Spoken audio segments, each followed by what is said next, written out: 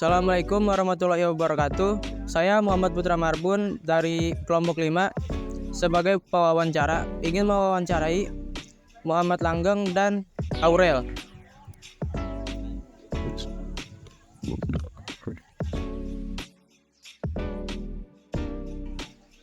Saya ingin bertanya nih, apa aja sih syarat-syarat menjadi OSIS? Syarat-syarat yang menjadi OSIS yang pertama berlaku baik, disiplin, dan tidak melanggar peraturan tata tertib sekolah. Pastinya harus jadi siswa-siswa SMA Negeri Depok, SMA Negeri 10 Depok. Terus udah paling gitu aja. Dan pastinya kalau udah mau oprek tuh ngasih data-data diri dan segala macam keperluan yang harus dikasih ke panitia. Yang kedua, visi misi menjadi OSIS itu apa aja sih? Visinya itu ada menjadikan OSIS SMA Negeri 10 organisasi yang pintar, peduli, inisiatif, nasional, terampil, aktif, dan responsif. Misi OSIS adalah meningkatkan hubungan kekeluargaan, rutin menjalankan pelatihan demi memajukan ilmu pengetahuan dan teknologi, meningkatkan keimanan siswa-siswi dengan memaksimalkan kegiatan rohani. Yang ketiga nih Kak, apa aja sih struktur OSIS? Untuk struktur OSIS yang pertama pastinya ada ketua umum, sekretaris 1, sekretaris 2, bendahara 1, bendahara 2, kemudian lanjut ke seksi bidang. Dan seksi bidang itu pastinya ada ketua per sekditnya. Yang pertama itu ada seksi bidang 1, itu mengatur seluruh tentang keagamaan di sekolah maupun itu Islam dan non-Islam. Kemudian yang kedua itu budi pekerti luhur, jadi untuk menertibkan tata tertib sekolah. Yang ketiga itu tentang menumbuhkan rasa nasionalisme pada siswa-siswi di SMA Negeri 10 Depok. Kemudian yang keempat itu untuk mengembangkan bakat-bakat siswa-siswi SMA Negeri 10 Depok di bidang akademik maupun non-akademik. Kemudian yang kelima itu dia untuk mendukung program Adiwiyata. Yang keenam itu untuk menumbuhkan kreativitas. Kayak contohnya itu mading yang ada di sekolah itu dari Sekbid 6. Kemudian ketujuh itu dia gizi, tentang gizi, jadi dia lebih sering bekerja sama dengan PMR. Kemudian yang ke-8 itu dia lebih ke public speaking gitu ya. Jadi contohnya itu kayak Kesten yang ada di permingguan. Kemudian yang ke-9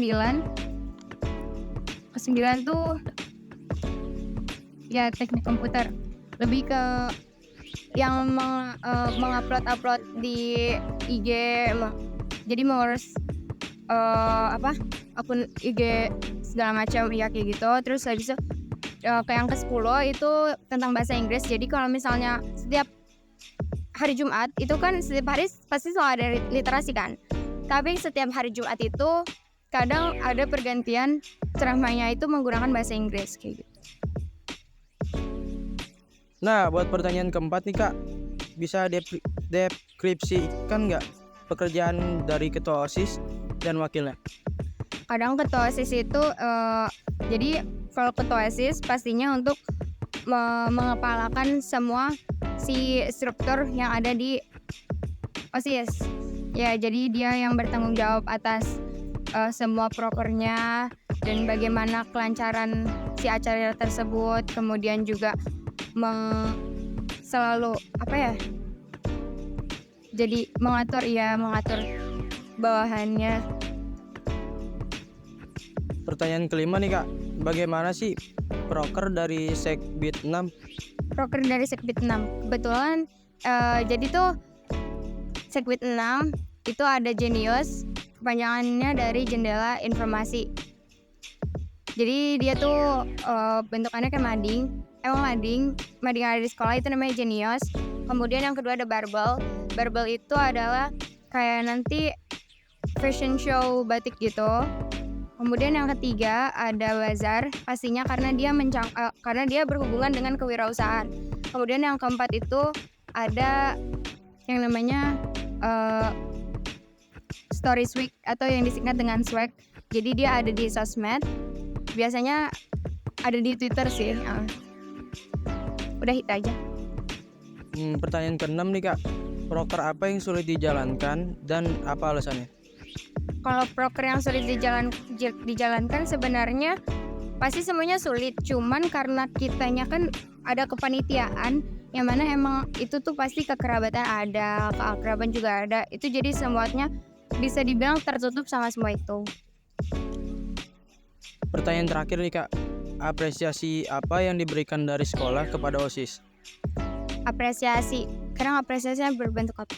Sertifikat, kalau nggak poin. Ya bisa kayak gitu. Udah gitu Dal. Sekian dari saya. Wassalamualaikum warahmatullahi wabarakatuh.